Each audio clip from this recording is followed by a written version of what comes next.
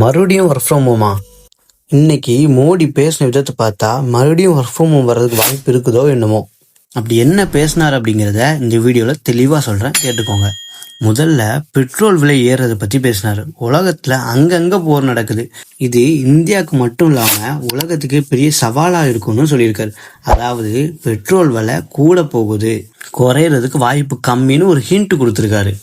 அடுத்ததா தங்கம் வாங்குறவங்களுக்கு ஒரு முக்கியமான அட்வைஸ் கொடுத்துருக்காரு. வீட்டு லாக்கர்ல தங்கத்தை நகையா வாங்கி வைக்க வேண்டானும், அது நம்ம நாட்டுக்கு அந்நிய செலவாணி பாதிப்பை உண்டாக்குதுன்னு சொல்லியிருக்காரு. அதுக்கு பதிலாக டிஜிட்டல் முறையில் கோல்டில் இன்வெஸ்ட் பண்ணுங்க அப்படின்னு சொல்லியிருக்காரு. கடைசியா ஒரு சூப்பர் விஷயம், அதாவது ஒர்க் ஃப்ரம் ஹோம் வெறும் ஆரம்பம் தான், இனிமே அதுதான் எதிர்காலம்.